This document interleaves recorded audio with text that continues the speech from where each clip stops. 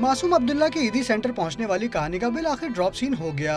South zone investigation police ने मुलजिम रिजवान को मीडिया के सामने पेश करते हुए दावा किया कि मुलजिम के हलीमा से ताल्लुकात थे और इसी वजह से हलीमा ने अपने शौहर से तलाक ली और जब उसने शादी पर जोर दिया तो रिजवान ने उसे मौत के घाट उतार दिया। ये कहता है कि जी इसने उसके दुपट्टे से उसको स्ट्रैंगुलेट किया था, यानी कि दुपट्टा उसके गले में बांध के उसको गला दबा के उसका कत्ल किया है। तस्वीर सामने मीडिया पे आना शुरू हुई तो उसके बाद ये घबरा के कराची शहर छोड़ गया था। पुलिस के मुताबिक मुलजिम ने कत्ल के बाद हलीमा के बेटे अब्दुल्ला को ईदी सेंटर पहुंचाया। पुलिस का कहना है कि रिजवान को शहर से फरार की कोशिश के दौरान गिरफ्तार किया गया। तो सुपर हाईवे से अरेस्ट किया है।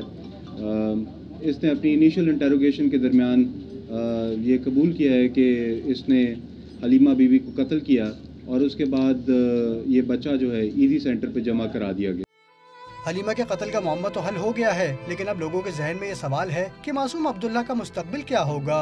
कैमरामैन हमजा राजपूत के साथ महराज अख्तर, डॉन न्यूज़, कराची।